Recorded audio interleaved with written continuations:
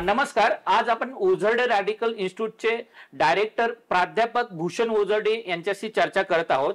प्राध्यापक भूषण ओझरडे यांनी 700हून अधिक अधिकारी घडवलेले आहेत आणि गरीब वंचित जे फीज वगैरे भरू शकत नाहीत अशा अनेक विद्यार्थ्यांना त्यांनी मोठ्या लेवलचे अधिकारी घडवलेले आहेत. आपण त्यांच्याकडूनच त्यांची शॉर्ट जर्नी थोडक्यात ऐकूयात. नमस्कार, मी प्राध्यापक भूषण ओझरडे. माझी Ozarde institute of radical education आणि स्पर्धा यश अकॅडमी अशा दोन संस्था आहेत. गेले 25 वर्ष झाले या अकॅडमी स्थापन करून. माझं शिक्षण जे आहे ते मी फर्ग्युसन कॉलेजमधनं इलेक्ट्रॉनिक्समधनं ग्रॅज्युएशन केलं. त्याच्यानंतर इकॉनॉमिक्स, नंतर MBA फायनान्स केलं आणि मी जवळपास स्वतःच या अनेक 15-16 परीक्षा मी स्वतःच उत्तीर्ण झालो. आणि ते करत असताना, अभ्यास करत असतानाच या अकॅडमी मी चालू केली. तर जवळपास वेगवेगळ्या क्षेत्रामध्ये बँकिंग, रेल्वे, डिफेन्स, त्याच्यानंतर MPSC, UPSCच्या स्टाफ सिलेक्शन अशा विविध ज्या मंडळातर्फे परीक्षा घेतल्या जातात अशा सगळ्यात म्हणून जवळपास आपले 700 पेक्षा जास्त विद्यार्थी सिलेक्ट झालेले आहेत आणि अतिशय चांगल्या पद्धतीने काम करतात. ते अनेकांना खूप चांगले पुरस्कारही मिळालेले आहेत आणि अनेक जण जे आहेत तर ते ग्रामीण पार्श्वभूमीतले जवळपास 500 ते 600 विद्यार्थी आहेत. एक आमचा विद्यार्थी 2014ला की जो टेल्कोमध्ये वर्कर म्हणून काम करत होता, संदीप जाधव त्यांचं नाव आहे सरांचं, तर ते महाराष्ट्रात दुसरे आले आणि पुण्यात पहिले आले होते क्लास 1च्या परीक्षेमध्ये. आणि माझा भाचा स्वतः लेफ्टनंट कमांडर आहे इंडियन नेव्हीमध्ये. तोही वयाच्या 16 वर्षी NDA मधनं त्याचं सिलेक्शन झालं होतं. तर असे विद्यार्थी जे आहेत भरपूर घडतात. ते फक्त त्यांना विद्यार्थ्यांना मार्गदर्शन कमी पडतं, त्याच्यामुळे बऱ्याच विद्यार्थ्यांना त्याचा लाभ होत नाही. सर, पहिला क्वेश्चन माझा हा राहील की आत्ताच्या या वर्ल्ड मध्ये किंवा आधुनिक टेक्नॉलॉजीच्या वर्ल्ड मध्ये कोणत्या वयापासून करिअर बद्दल मुलांनी चॉईस करण्याबद्दल सुरुवात करायला हवी? आता जनरली असं होतं की शहरामधले पालक जरा जास्त जागरूक असतात. म्हणजे अगदी असं होतं की आमच्याकडे कधी कधी पहिलीतल्या दुसरीतल्या पालक सुद्धा विचारायला येतात की याला करिअरच्या दृष्टिकोनातून काय करावं. तर खरं म्हणजे ज्या त्या वयानुसार त्या गोष्टी करायला पाहिजेत. की अगदी एवढ्या लहानपणी म्हणजे जिथं मुलांना लिहिता वाचता येत नाही तिथं सुद्धा काही पालकांची अपेक्षा असते की त्यांनी या कॉम्पिटेटिव्ह वर्ल्ड मध्ये आपला मुलगा मागं पडला नाही पाहिजे. पण तशी गरज नाहीये.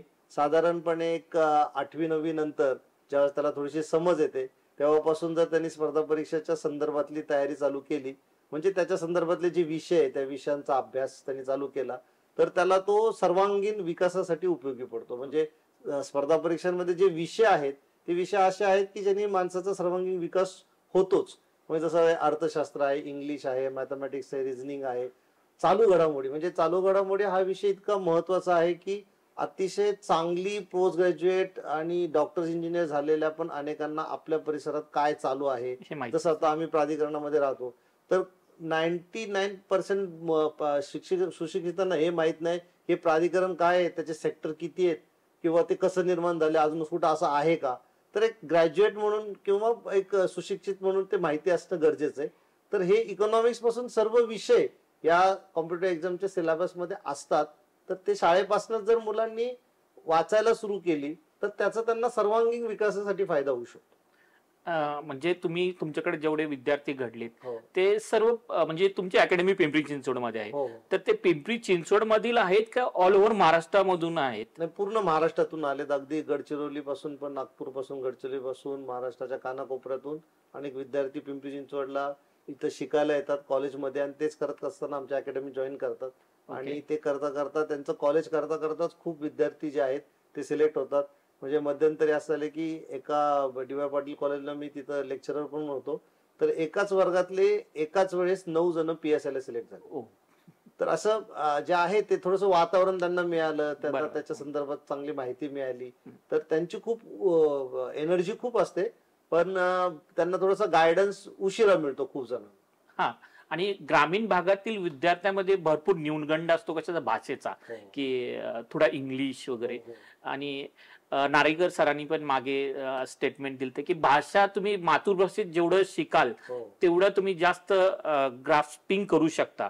तर काय म्हणजे तुम्ही ग्रामीण भागातले विद्यार्थी किंवा दुसरे विद्यार्थी सर्वांना काय सांगाल? काय होतं की ग्रामीण भागातले जे विद्यार्थी आहेत त्या ग्रामीण भागातल्या विद्यार्थ्यांना थोडेसे जनरली आपण 10वी-12वीचे जरी रिझल्ट बघितले तर मुलांना दोन विषयाची, एक तर इंग्लिश आणि गणित, या दोन विषयाची कायम भीती वाटत आली. बरोबर. आणि त्याचं रिझन असं की तो त्याचा संपर्क नाहीये. म्हणजे भाषा जेव्हा आपण बघू तर भाषा, कुठलीही भाषा अवघडच असते बरोबर. शिकायला. म्हणजे आपण आज उर्दू शिकायची म्हटली, आपण तेलुगू शिकायची म्हटली, तर भाषेला फक्त कसं की भाषेच्या संपर्कात जेवढं जास्त येतो माणूस तेवढी तो भाषा चांगली शिकतो.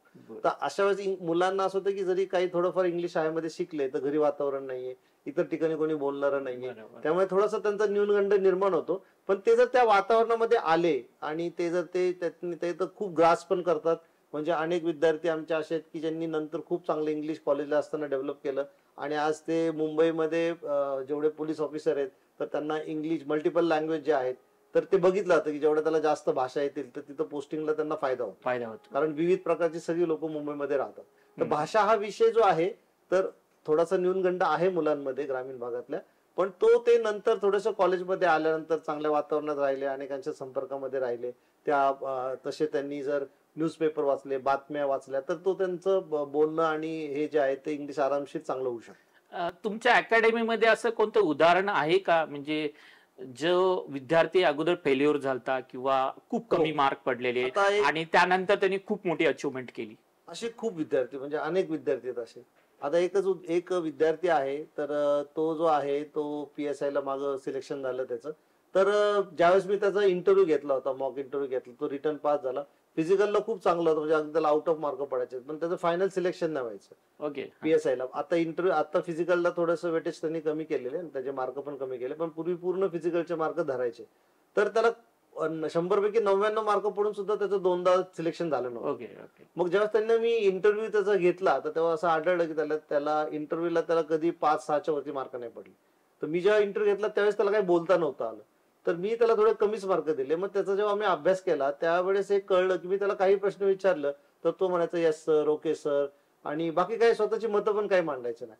मग जेव्हा त्याचा मी अभ्यास केला तेव्हा असं कळलं की तो 8 वर्ष हिंजवडीला तो एका कंपनीमध्ये जो गेट वरती तो ते सोडायला सिक्युरिटी गार्ड म्हणून तो तिथं पोस्टिंगला होता. पण त्याच्यामुळे त्याच्यात एक असा न्यूनगंड निर्माण झाला की सगळी वरिष्ठ लोक आहेत, आपण ते जे काय म्हणतात त्याला यस म्हणायचं, नो म्हणायचं, आणि ते त्याला ब्रेकडाऊन करायला मग मला त्याची खूप प्रॅक्टिस करावी लागली. अनेकांशी त्याला संपर्क देऊन हे केलं आणि नंतर मग त्याला अगदी 40 मार्काचा इंटरव्ह्यू होता, त्याच्यामध्ये त्याला 32 मार्क पडले. सो हे जे आहे की हा त्यांचा त्या परिस्थितीचा एक बऱ्याचदा इम्पॅक्ट होतो की त्याच्या मनामध्ये त्याची भीती असते. जसं ती मोडली की त्याला मी हे सांगितलं की तू 2 परीक्षा पास होऊन जेव्हा मुलाखतीला जात आहे तर तुझं कॅलिबर असल्यामुळे तू इथपर्यंत आलेला आहे. तर ते थोडंसं त्याचं ब्रेकअप झालं, अनेकांशी संपर्क झाला, तर मुलं करतात. मी मध्यंतरी इंडियन एक्सप्रेस न्यूज पेपरला वगैरे मी न्यूज पाहिलेली, तुमच्या एक स्लम एरियामधून एक पोलीस ऑफिसर बनलेला, PSI समथिंग कुछ. तर आहेत असे, म्हणजे आता गेल्या मागच्या वर्षी झाले, त्याच्या अगोदरही झालेत बरेच जण. तर एक आता आमचा विद्यार्थी होता की तो होता ऍक्च्युली एका ह्याच्यामध्ये, म्हणजे जे केटरिंग असतं त्या केटरिंग मध्ये तो काम करायचा आणि केटरिंगचं काम करता करता तो अभ्यास करत होता. आणि अक्षरशः स्लम, म्हणजे त्याचं आजही घर स्लम मध्येच आहे. पूर्ण आम्ही जेव्हा गेलो तेव्हा जो PSI झाला तेव्हा आम्ही जेव्हा भेटायला गेलो तर अक्षरशः आम्हाला त्याच्या घरापर्यंत जायला रस्ताच नव्हता. अरे बापरे. इतक्या याच्यात आम्ही चालत चालत त्याला, परत मध्ये खूप होते, म्हणजे एवढा अरुंद रस्ता आहे आणि एवढी वडील जे आहे त्याचे ते याच्यामध्ये बांधकाम क्षेत्रामध्ये वर्कर म्हणून काम करत होते. पण तो ज्यावेळेस तिथं सिलेक्शन झाला तर त्या भागामध्ये इतका आनंद झाला. आणि अशा अनेक ठिकाणी असे माझे विद्यार्थी झाले ग्रामीण भागामध्ये पण. तर त्याच्यामुळे तिथनं खूप जणांनी इन्स्पिरेशन घेतलं आणि मग वेगवेगळ्या क्षेत्रामध्ये, म्हणजे नुसतं स्पर्धा परीक्षा नाही, अशा वेगळ्या क्षेत्रामध्ये त्या एका मुलांनी जेव्हा ते ब्रेक केलं तेव्हा दुसऱ्या अनेक मुलांनी त्यापासून प्रेरणा घेऊन ते त्या भागामध्ये अनेक विद्यार्थी, गव्हर्नमेंट म्हणजे गव्हर्नमेंट ऑफिसर सोडून अदर सेक्टर मध्ये याचा अभ्यास केल्यावर करिअर कुठे कुठे होऊ शकतं आणि काही विद्यार्थ्यांनी आपल्या केलेलं आहे. हो, बरेच. आता काही जण जे आहेत आमचे मॅनेजर म्हणून कंपन्यांमध्ये लागले. आता काही जण ऑलरेडी होते कंपन्यांमध्ये, पण त्यांना कंपनीचं लिडरशिप करता येत नव्हती, मग त्यांना ते जॉब नाही द्यायचे.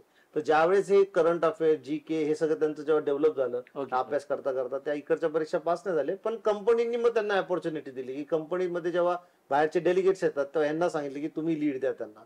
तर अशा वेगवेगळ्या याच्यामध्ये प्रायव्हेटमध्ये पण अनेक ह्या जो विषयाचा अभ्यास आहे, कंपन्या कुठलीही प्रायव्हेट कंपनी सिलेक्शन करताना ऍप्टिट्यूड रिझनिंग या टेस्ट घेते, त्याच्यानंतर ग्रुप डिस्कशन घेते, इंटरव्ह्यू घेते. तर हे विषय जे असतात हे कॉलेजला अनेकांना नसतातच, पण हे इथं जे आहेत या कॉम्पिटेटिव्ह एक्झामचं प्रिपरेशन करताना या विषयाची चांगली तयारी होते. त्याच्यामुळे प्रायव्हेटमध्ये पण कुठल्याही ठिकाणी एंट्रन्स करताना, आत देताना किंवा इतरही ठिकाणी या सगळ्या विषयाचा प्रचंड फायदा होतो.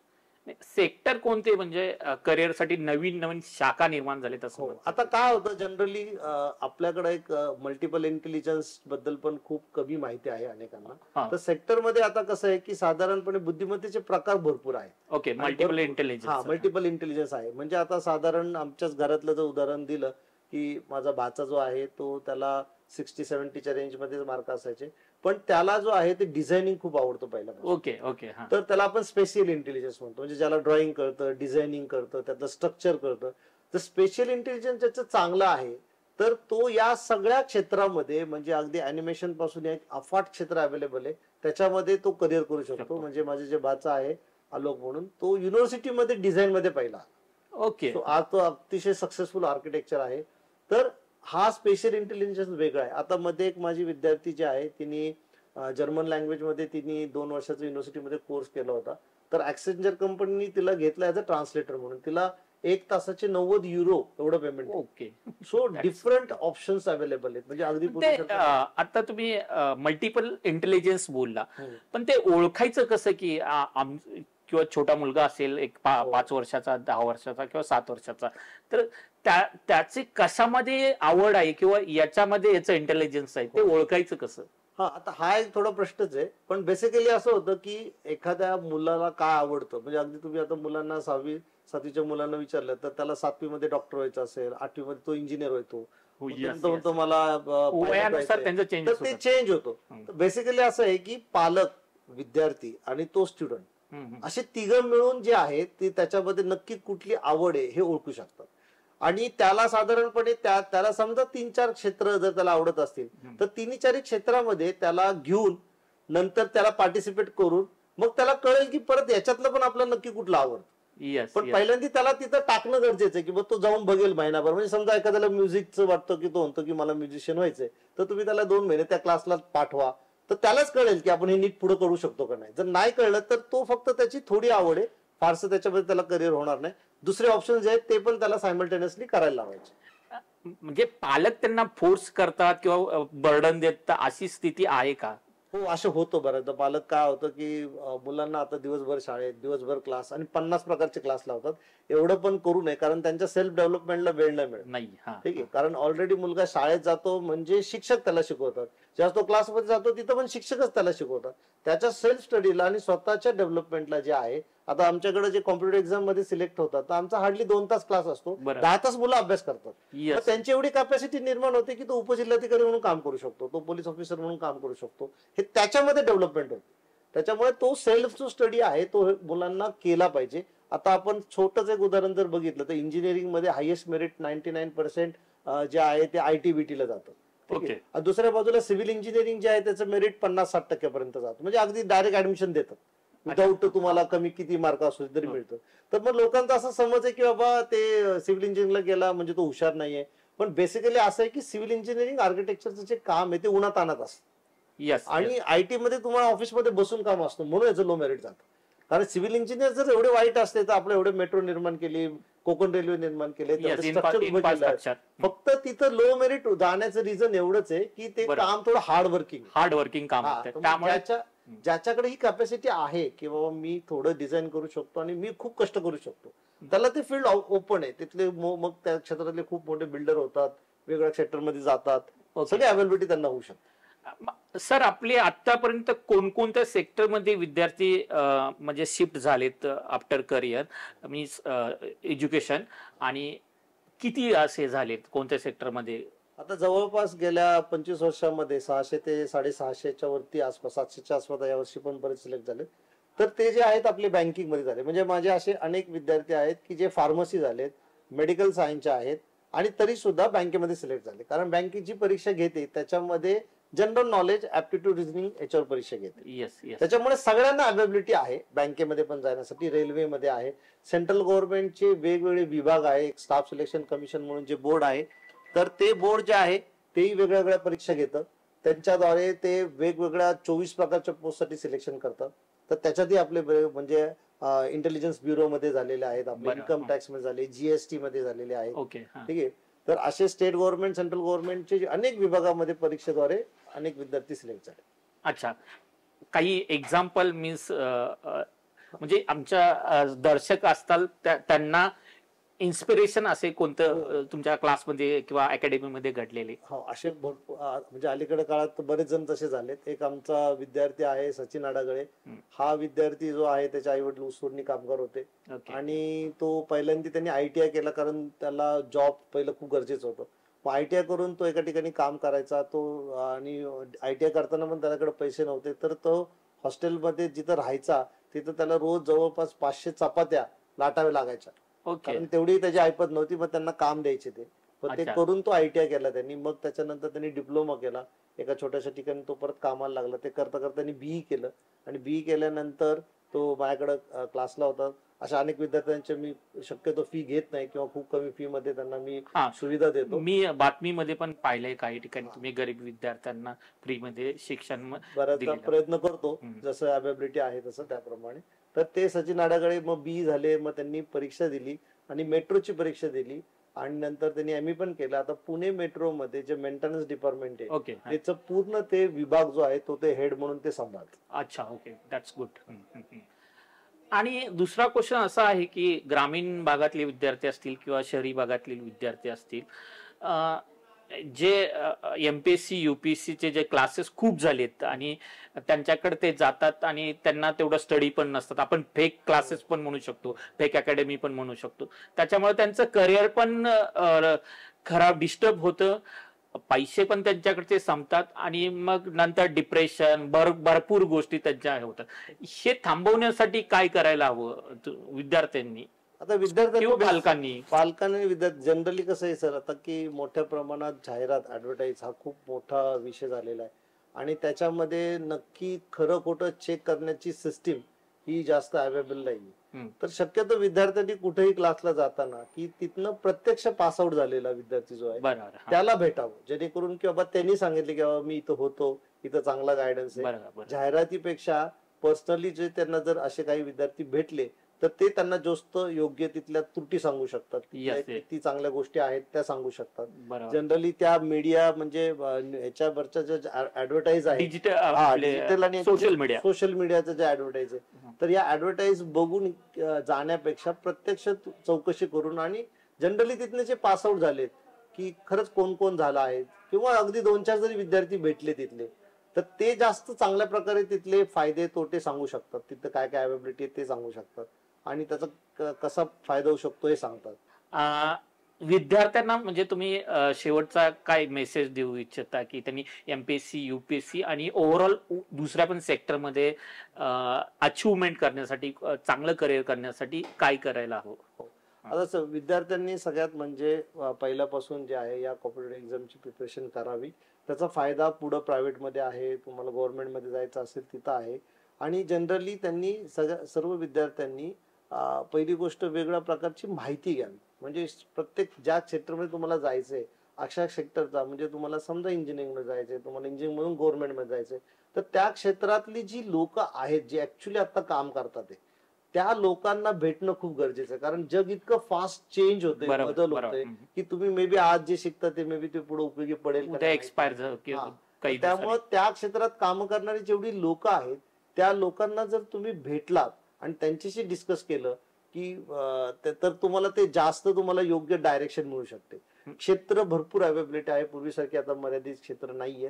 तुम्ही कुठल्याही क्षेत्रामध्ये, बऱ्याचदा काय होतं कॉलेजमध्ये पण चांगले कॉलेज, शाळा एक वेळ तुमची कोणतीही असू दे, साधी असली, तुम्हाला तिथं बेसिक फाउंडेशन झालं तरी चालतं. कॉलेज शक्यतो चांगलं बघावं, कारण तुम्हाला ती दिशा, कॉलेजमध्ये अनेक कंपन्या येतात, तुम्हाला डायरेक्शन मिळते, तुमच्या अभ्यासाची दिशा नीट ठरते. चांगले मेंटॉर निवडावेत, म्हणजे चांगले mentor करिअरचे सल्ले चांगले द्यावे. सल्ले देणारे किंवा बऱ्याचदा तुमचे सेमिनार्स होतात वेगळ्या ठिकाणी, त्यांना तुम्ही जाऊन भेटू शकता, तिथं त्यांचे हे ऐकू शकता. पुण्यामध्ये भरपूर सातत्याने वेगळ्या प्रकारचे सेमिनार होत असतात. अशांनी तुम्हाला तिथं चांगली दिशा मिळू शकते. थँक्यू.